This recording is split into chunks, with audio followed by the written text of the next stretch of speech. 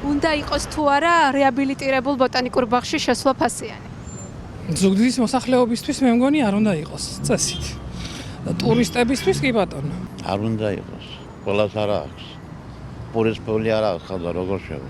ჩემთვის არაა მესაღები ბავშვები მყავს რაღაცა და ფასიანი რო იყოს. ყოველდღე ვერ შევიყვან ბავშვებს. არა. ბოტანიკურ ბაღი ეს ყველას ეკუთვნის და რატო უნდა გადავიხადო ფული?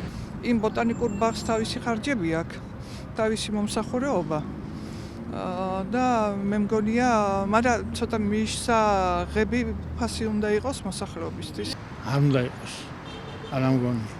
არა, ფასიანი არ უნდა იყოს. ჩვენს ქალაქში არის საკაური მაცხოვრებელი და მე სურვილი მაქვს, რომ არ უნდა იყოს ეს ფასიანი. ფასიანი იყო და უნდა იყოს. ამან 3 და 5 ლარი არა, მაეთი.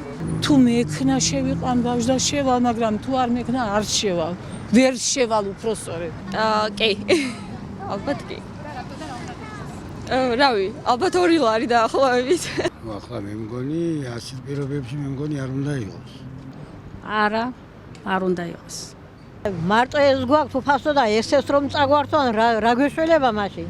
ჯერჯერობით ჩვენი სახელმწიფო ამისთვის მზად არ არის, თორემ მომავალში არ ვიცი. არ უნდა იყოს ბოტანიკურ ბაღში შესვლა. ფასია. კი. ახლა 50 თეთრი ალბათ. სასურველია თუ არ იქნება, რა თქმა უნდა, იმიტომ რომ ბევრი ვერ შეძლებს. იმიტომ რომ ფასიანი არ უნდა იყოს, ყველასთვის უნდა იყოს შესაძლებელი რომ შევიდეს. თავისუფლად. თუ ყველასია ბოტანიკური ბაღი და გააჩნია ვისთვის მე მგონი.